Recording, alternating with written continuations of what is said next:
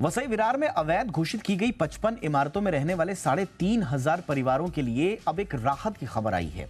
खबर यह है कि बारिश तक नगर निगम की कार्रवाई नहीं होगी और उसके बाद सर्वे होगा और इमारतों को वैध करने की प्रक्रिया शुरू होगी। इस मामले में हमारे सहयोगी दीपक यादव ने वसई विरार नगर पालिका के कमिश्नर अनिल कुमार पवार से बातचीत की। आप भी सुनिए।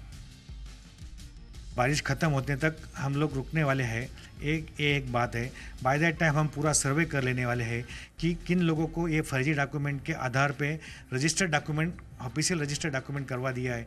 ये सब मालूमात करने के बाद यदि MRTP एक्ट के तहत ये बिल्डिंग कुछ रेगुलाइज कर सकते हैं क्या, ये भी हम टेक्निकली वेरीफाई कर लेने वाले हैं।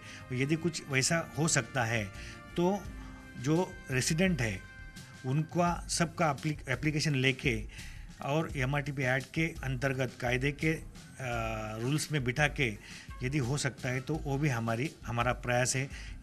इसके कारण जो लोग उन्होंने उनके पैसे दे के फ्लैट खरीदे हैं उनका कुछ नुकसान नहीं होना चाहिए। ठीक बात है सर, ये बड़ी अहम बात आपने कही कि जिन इमारतों को आप लीगल कर पाएंगे एक्ट के तहत उनको लीगल करने का प्रयास होगा, लेकिन अगर जो लीगल नहीं हो पाएंगी क्या उनको डिमोलिश करने की भी तैयारी आप कर रहे हैं? और अगर डिमोलिश होने की तैयारी ऐसी हो रही है तो वो जो परिवार जो रह रहे हैं अभी, उनको कहाँ से घर मिलेगा, उनके लिए क्या कुछ तैयारियाँ होंगी? जो इमारतें हम लोग रेगुलाइज नहीं कर पाते हैं तो उसमें बेसिक MRTP एक्ट में कैसा रहता है कि फ्रंट मार्जिन, साइड मार्जिन और रियर मार्जिन, ये यानी ये बहुत अहमियत रखती है ये चीज़ें।